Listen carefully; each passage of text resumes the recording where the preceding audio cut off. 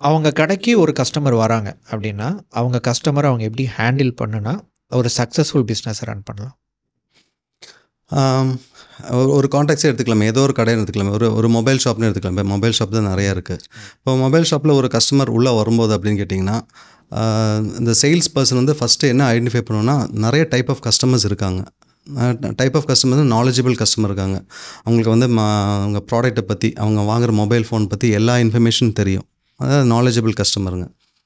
சில கஸ்டமர் வந்து பார்த்திங்கன்னா ஈகோஸ்டிக் கஸ்டமர். எனக்கு எல்லாமே தெரியும், மேபி நாலேஜ் இருக்காது, பட் எனக்கு எல்லாமே தெரியும்னு பாஸ் பண்ணுற கஸ்டமர் இருக்காங்க. அதை நாம் டிஃபைன் பண்ணுறது நாலேஜபிள் கஸ்டமர். நாலேஜபிள் கஸ்டமர்னு சொல்லுவோம், ஈகோஸ்டிக் கஸ்டமர்னு சொல்லுவோம். ப்ளஸ் டிமிட் கஸ்டமர், ஒன்றுமே சொல்ல மாட்டாங்க, எனக்கு ஒரு மொபைல் வேணுங்க அவ்வளோதான் சொல்லுவாங்க. சிலவங்க இக்னரண்ட்டாக இருப்பாங்க, அவங்களுக்கு ஒன்றுமே தெரியாது, என்ன வேணும்னு அவங்களோட தேவையே அவங்களுக்கு தெரியாமல் இருக்கும். ஸோ அங்கே இருக்கிற சேல்ஸ் பர்சன் வந்து ஃபஸ்ட்டு வந்து தெரிஞ்சுக்கணும், இவர் வந்து என்ன மாதிரி கஸ்டமரு, ஈகோஸ்டிக் கஸ்டமர். அவர் கேட்குற ஒரு 2 கொஷின்லேயே வந்து தெரிஞ்சு போயிடும் அவர் என்ன மாதிரியான கஸ்டமர் அப்படின்னு சொல்லிட்டு. ஸோ ஈகோஸ்டிக் கஸ்டமர்னால் அவர்கிட்ட நீங்கள் க்ளோஸ் பண்ணக்கூடாது சேல்ஸை, அவர் தான் க்ளோஸ் பண்ணுவார். அவர் சொல்கிறத நீங்கள் கேட்டுக்கணும். இக்னரண்ட் கஸ்டமர்னால் அவங்கள்ட்ட பேசிக்கலி எல்லாமே சொல்லி கொடுத்து நீங்கள் லிட்ரேச்சர் வந்து சொல்லணும். இதுதான், இது இப்படி தாங்க அப்படி தாங்கன்னா அவங்க புரிஞ்சுப்பாங்க. பிஸ்னஸ் லைக் கஸ்டமர் அப்படின்னு கேட்டிங்கன்னா, நிறைய நேரம் டைம் எடுத்துக்கூடாது. 1 2 3 4 பாயிண்ட் அவ்வளோதான். அவங்க டிசைட் பண்ணி போயிட்டே இருப்பாங்க, அவங்களுக்கு டைம் இருக்காது. அது பிஸ்னஸ் லைக் கஸ்டமர் அப்படின்னு சொல்லுவோம். ஸோ எல்லாத்துலேயுமே வந்து பார்த்திங்கன்னா கஸ்டமரோட தேவைகள் தெரியறது தான் ரொம்ப ரொம்ப இம்பார்ட்டன்ங்க. ரைட். அது வந்து இல்லைங்களா, இப்போ வந்து பார்த்திங்கன்னா, இப்போ என்னோடய தேவைகள் வேறையாக இருக்கும், உங்களோட தேவைகள் வேறையாக இருக்கும். நிறைய சேல்ஸ் பர்சன் பண்ணுற தப்பு என்னென்னு அப்படின்னு கேட்டிங்கன்னா, அவங்களுக்கு பிடிச்ச ஒரு மொபைல் இருக்கும், இதுதான் சார் நல்லாயிருக்கும் அப்படின்னு சொல்லிட்டு அவங்க வந்து ஃபோர்ஸ் பண்ணுவாங்க, நீங்கள் வாங்கிக்கோங்க அப்படின்னு சொல்லுவாங்க. சில பேர் எப்படியாவது சேல் பண்ணிடணுங்கிற மைண்ட் செட்டோடவே அப்ரோச் பண்ணுவாங்க. ஆமாம், எப்படியா வாங்கிடணும் எப்படியா. ஆமாம், அவங்களுக்கு வந்து பேக் ஆஃப் த எண்ட் வந்து பார்த்திங்கன்னா மேனேஜர் வந்து ப்ரெஷர் கொடுத்துருப்பாரு, நீ வந்து இவ்வளோ சேல்ஸ் பண்ணுன்ட்டு, எப்படியா வித்துடணும் அப்படின்ட்டு. அந்த மாதிரி இல்லாமல் இது வந்து பார்த்திங்கன்னா சேல்ஸ் இண்டஸ்ட்ரின்னு சொல்லவே முடியாதுங்க. நான் வந்து படித்தது ரிலையன்ஸ் கம்யூனிகேஷனில் தான். சேல்ஸ் இண்டஸ்ட்ரினா நீங்கள் வாங்குறீங்க போகிறீங்க, அதுக்கப்புறம் திருப்பி வர மாட்டீங்க. ஆனால் சர்வீஸ் இண்டஸ்ட்ரி அப்படின்னு கேட்டிங்கன்னா, நீங்கள் திருப்பி அந்த கடைக்கு வந்துகிட்டே இருப்பீங்க. இப்போ டெலிகாம் எல்லாம் பார்த்தீங்கன்னா அது வந்து சர்வீஸ் இண்டஸ்ட்ரி தாங்க. சேல்ஸ் இண்டஸ்ட்ரி அப்படின்றது வந்து நீங்கள் ஒரு டூத் பேஸ்ட் வாங்குறீங்க, ஒரு பேனா வாங்குறீங்க, ஒரு பென்சில் வாங்குறீங்க போகிறீங்க, அவ்வளோதான். அது சரியாக ஒர்க் ஆகலைனாலும் நீங்கள் திருப்பி போய் என்னங்க எழுத மாட்டீங்கன்னு கேட்க மாட்டீங்க. பட் ஆனால் ஒரு மொபைல் ஃபோன் வாங்குறீங்க அப்படின்னா அதில் இருக்க ஃபீச்சர் ஏதாவது பிரச்சனையாக இருந்தாலும் திருப்பியும் நீங்கள் இங்கே தான் வந்தாகணும். So it is a service industry அப்படின்றது வந்து அந்த சேல்ஸ் பர்சன் வந்து ஃபஸ்ட்டு புரிஞ்சுக்கணும், என்ன டைப் ஆஃப் கஸ்டமர்னு தெரிஞ்சுக்கணும். அப்புறம் அவங்களோட தேவைகள் கேட்குறதுக்கு வந்து நீங்கள் வந்து ப்ரோபிங் ஸ்கில்ஸ் அப்படின்னு சொல்லுவோம், கொஷின்ஸ் கேட்குறதுக்கு தெரிஞ்சுக்கணும். இப்போது ஒரு சினாரியோன்னு வச்சுக்கோங்க. இப்போ நீங்கள் அந்த இடத்துல இருக்கீங்க, இப்போ நான் ஒரு கஸ்டமராக வரேன் அப்படின்னா உங்களுடைய முதல் கேள்வி என்னவாக இருக்குங்க? சார், ஃபஸ்ட்டு வந்து நான் வந்து என்னை இன்ட்ரடியூஸ் பண்ணிப்பேன். சார், என் பேர் வந்து ஸ்ரீஹரிங்க, நான் இங்கே வந்து சேல்ஸ் எக்ஸிக்யூட்டிவாக ஒர்க் பண்ணுறேன். சார், உங்களுக்கு என்ன மாதிரி இது எக்ஸ்பெக்ட் பண்ணுறீங்க, மொபைல் எக்ஸ்பெக்ட் பண்ணுறீங்கன்னு கேட்பேன். அப்போது நீங்கள் வந்து அதாவது வந்து இந்த கொஷினில் வந்து பார்த்திங்கன்னா ஓப்பன் எண்டட் கொஷின் இருக்குது, க்ளோஸ் எண்டட் கொஷின் இருக்குங்க. ஓப்பன் எண்டட் கொஷின் அப்படின்னு கேட்டிங்கன்னா, சார் நான் உங்களோட தேவைகள் என்ன நான் தெரிஞ்சுக்கலாமா அப்படின்னா நீங்கள் என்ன சொல்லுவீங்க?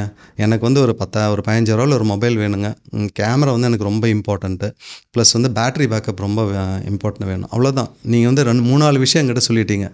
நான் வந்து உங்களுக்கு கேமரா வேணுமா இல்லை பேட்ரி இது எவ்வளோ வேணும், நான் பட் நிறைய கொஷின்ஸ் கேட்டால் தான் நீங்கள் கடுப்பாயிருவீங்க, கரெக்டுங்களா? கண்டிப்பாக.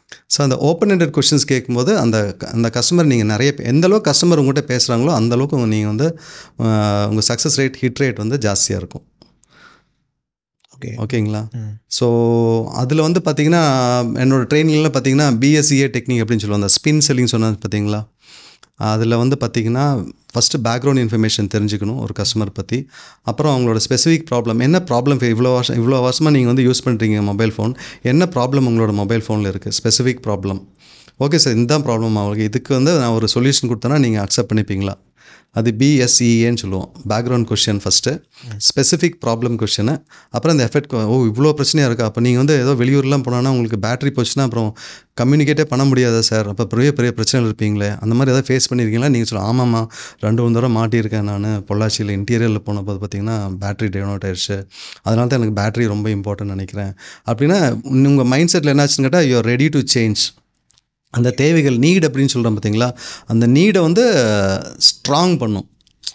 நான் ஒரு ப்ராடக்ட்டை நினச்சிட்டு வந்திருப்பேன் இது வாங்கலாம் அப்படின்னு சொல்லிட்டு, ஸோ அந்த பேக்ரவுண்ட் செக் பண்ணும்போது ஓகே ஆமாம் எனக்கு இந்த தேவை இருக்குது, ஸோ வேறு ப்ராடக்ட் கூட மாற்றலாம் அப்படின்னு உங்கள் சஜஷனை கேட்குறதுக்கு ரெடி ஆயிடுவேன். கண்டிப்பாக ரெடியாக. ஏன்னா உங்களுக்கு வந்து ஃபுல்லாக தெரியாது. ஏன்னா இப்போ லேட்டஸ்ட் டெவலப்மெண்ட் என்ன புதுசாக என்ன வந்து டெக்னாலஜி வந்திருக்கு மொபைல் ஃபோனில் நம்மளுக்கு தெரியாது.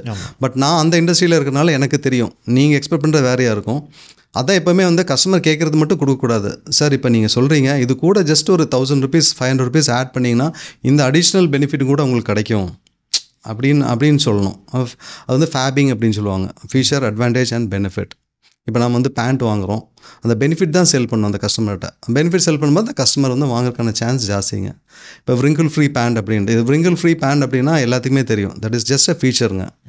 அட்வான்டேஜ் அப்படின்னு கேட்டிங்கன்னா இந்த இதில் வந்து அயன் பண்ண வேண்டிய தேவை கிடையாது. அது சொன்னாலும் நீங்கள் வாங்க மாட்டீங்க. ஃபீச்சர் அட்வான்டேஜ் சொன்னால் வாங்க மாட்டீங்க, ஆனால் பெனிஃபிட்ஸ் சொன்னால் வாங்குவீங்க. என்னென்னு கேட்டிங்கன்னா சார் நீங்கள் அயன் பண்ண வேண்டிய தேவையே கிடையாது, அதனால் உங்களுக்கு கரண்ட் செலவு பயங்கரமாக மிச்சமாகும்னா ஓகே மணி சேவ் ஆகுது, பெனிஃபிட் செல்லிங். அந்த பெனிஃபிட் சேல் பண்ணும்போது பார்த்தீங்கன்னா உங்களோட ஹிட் ரேட்ஸ் அந்த கஸ்டமர் திருப்பி உங்கள் கடைக்கு வரதுக்கான சான்சஸ் நிறையா இருக்குங்க.